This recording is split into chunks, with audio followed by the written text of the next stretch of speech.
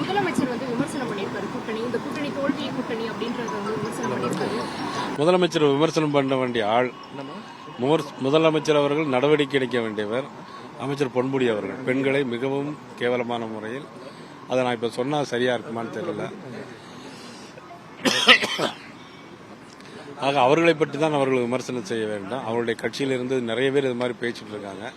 இருந்தாலும் குறிப்பாக தமிழக பெண்கள் இதையெல்லாம் சீர்தூக்கி பார்த்து வரக்கூடிய தேர்தலில் யாருக்கு வாக்களிக்க வேண்டும் என்பதை அவர்கள் அறிந்து வாக்களிக்க வேண்டும் என்று அன்போடு கேட்டுக்கொள்கிறேன். விஜய் அவர்களும் கூட வந்து குறிப்பிட்டிருக்காரு, பாஜக திமுக ரெண்டையுமே வந்து வர தேர்தலில் மக்கள் வந்து தூக்கி எறிவாங்க அப்படின்றது. தமிழ்நாட்டில் வாக்காளர்கள் எத்தனை கோடி மக்கள் இருக்கிறாங்க, அவருடைய மனநிலை அத்தனையும் அவர்களுக்கு தெரியுமா என்பது எனக்கு தெரியவில்லை. ஒரு தேர்தலில் வெற்றி பெற்று முடிந்த பிறகுதான் யார் யாரை தூக்கி எறிஞ்சாங்கிற நம்ம சொல்ல முடியும். அது தேர்தல் வரட்டும், யார் யாரை தூக்கி எறிகிறார்கள் என்பதை நாம் பார்த்தோம். எல்லாரும் விமர்சனம் பண்றாங்க, எல்லா திமுக கூட்டணி அதுல கூட்டணியில் இருக்கக்கூடியவர்கள் எல்லாமே வந்து இதன் மீது விமர்சனம் பண்றாங்க. பதட்டத்தில் இருக்கிறதுனால இந்த மாதிரி விமர்சனம் பண்றாங்க.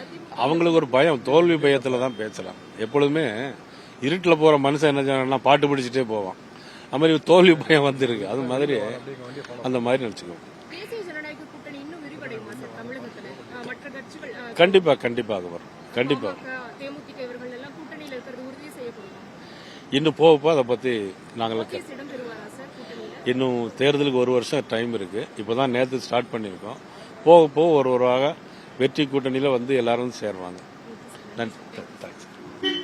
மக்களுடைய விருப்பம் 1998 பாரதிய ஜனதா கட்சி மற்றும் அதிமுக கூட்டணி போட்டு மிகப்பெரிய வெற்றி பெற்றது. பாராளுமன்றத்தில் ஆட்சி பிடித்தார். அதே மாதிரி இந்த தடவை சட்டமன்றத்தில் பாரதிய ஜனதா கட்சி அதிமுக இந்திய கூட்டணி ஆட்சி அமைக்கும்.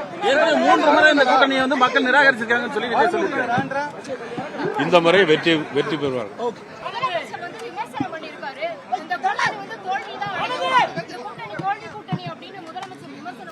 முதலமைச்சர் விமர்சனம் பண்ண வேண்டிய ஆள் பொன்முடி, ஆராசா.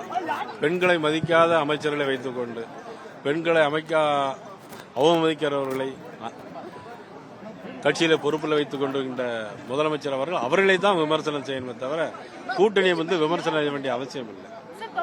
அமைச்சர் பொன்முடி வந்து